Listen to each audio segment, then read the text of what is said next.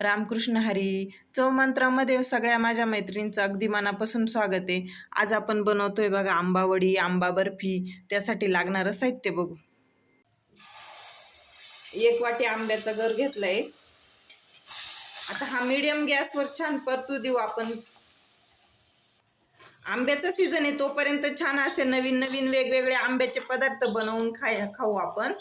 ही जी कढई घेतली आपण ही अगदी जाडबुडाची कढई आहे आणि स्टीलची. महत्वाचं आपल्याला स्टीलची किंवा निर्लेपचीच कढई घ्यायची.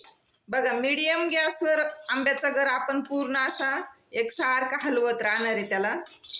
त्याचा कलरही बदललाय. आता बघा आपल्या आंब्याचा गर कसा कलर वेगळा झालाय. 7 ते 8 मिनिटं झाले. मी पूर्ण असं एकसारखं हलवतीये आणि ते होऊ राहिलं. आता आपण पूर्ण गॅस कमी करून घेऊ. ही आली 1 वाटी साखर.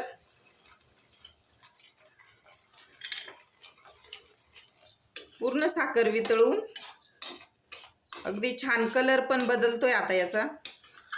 हे जे कढईचं आहे हे अगदी एकसारखं मध्ये करून घेणार आहे. कुठंही असा आपला हा गर जो आहे हा कढईला चिटकला नाही पाहिजे.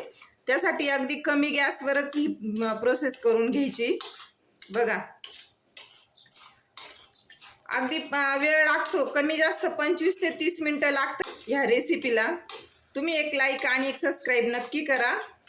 कलर किती छान झालाय बघा आपल्या ह्याचा. मीडियमच गॅस ठेवलाय.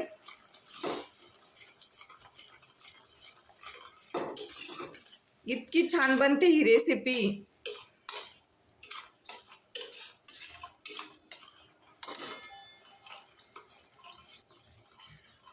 ही दूध पावडर टाकून घेणार आहे.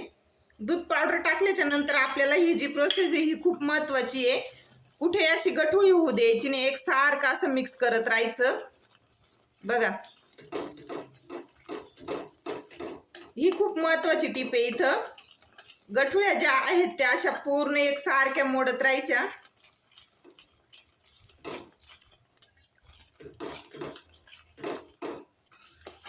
बघा एकही गठुळी नाही राहिली. आता आपण याला चेक करू. हे कशी एक तारी पाक झाल्यासारखं वाटू राहिलंय बघा.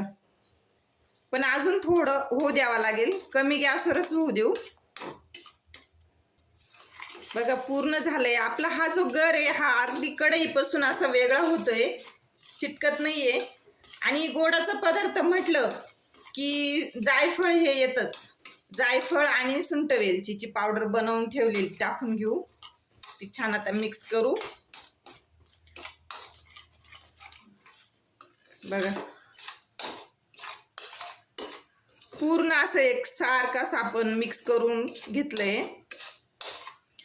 आता हा गर अगदी छान झालाय. इथं आपण एक स्टीलचं ताट घेतलं, त्यावर तूप टाकून असं लावून घेणार आहे हे तूप.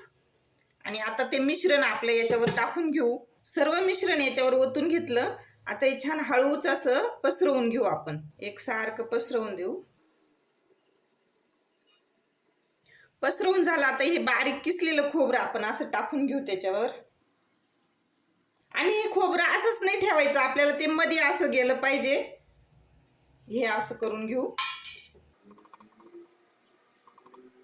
15 ते 20 मिनिटांनी आपण अशी धारदार उचटणी घेणार आहे आणि तिला तूप लावून असे काप करून ठेवणार आहे. जेणेकरून सुकल्यावर ते काप होणार नाही आणि सुरीनी करायचे नाही आपल्याला. असे धारदार उचटणीनेच काप करून ठेवायचे. आपल्याला पाहिजे तसे आकार द्यायचा. आपल्याला जो आकार आवडतो तो. सुरीनी नाही द्यायचे आपल्याला, असं उचटणीनेच द्यायचे. धारधार जे असेल तिने.